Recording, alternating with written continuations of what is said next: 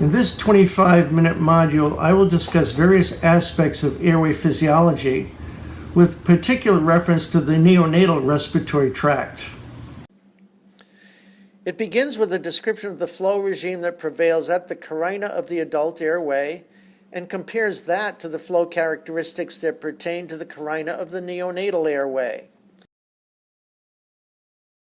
Two pathophysiologic conditions are notorious for their ability to cause mucus plugging of the airways in infants, adults, and children, and these are discussed with an eye to not only managing them, but predicting the types of patients in whom they can be anticipated. To the extent that we might encounter thick and tenacious secretions in a patient of any age, we should be predisposed to rule out a particular category of humidification device for a specific reason. Next, the presentation considers the characteristics of gas movement throughout the tracheobronchial tree, turbulent, transitional, and laminar flow, which fall under the heading of bulk flow, and diffusion, which represents the movement of individual molecules as opposed to aliquots of gas. A mathematical analysis of gas transfer at various points of the tracheobronchial tree is used to verify that the velocities of gas movement at the trachea and the alveolar duct are compatible with bulk flow and diffusion, respectively. It is important to recognize those regions within the airways where bulk flow gives way to diffusion. All of us have been taught that diffusion prevails within the alveoli, yet, if we observe the inflation of a whole lung with the unaided eye, it certainly appears to inflate at a brisk rate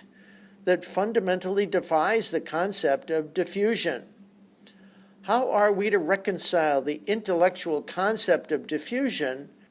with the robust expansion of an intact whole lung that appears for all the world to be analogous to inflating a toy balloon by means of bulk flow?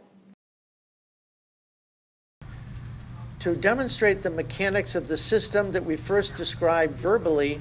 a video loop is used to vividly portray the inflation of excised rat lungs over several ventilatory cycles.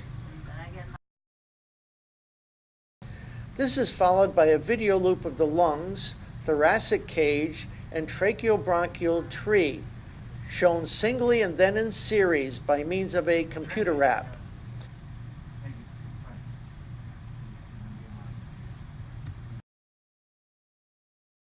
Next, we employ an animation of the sequential expansion and contraction of a slinky spring that is mechanically analogous to serial inflation and deflation of a lung. By comparing the dimensions of the spring, wherein about 40 successive coils are arranged in series, to the microarchitecture of the alveoli, wherein thousands of adjacent alveoli are arranged in parallel, we are led to understand how diffusion within adjacent alveoli is wholly compatible with the appearance of bulk flow that we observe with the naked eye when an intact lung is inflated. The module proceeds to develop a quantitative analysis of heat and moisture exchange in the human airway, enabling RCPs to compare the claims of various marketers of humidification devices in an intelligent and coherent manner. For many years, we've been misled into thinking that the delivery of inspired gases to an intubated or tracheostomized patient that falls short of BTPS conditions, body temperature and pressure saturated, is scandalous and tantamount to malpractice. As is shown in this presentation, a contention such as that is pure hogwash,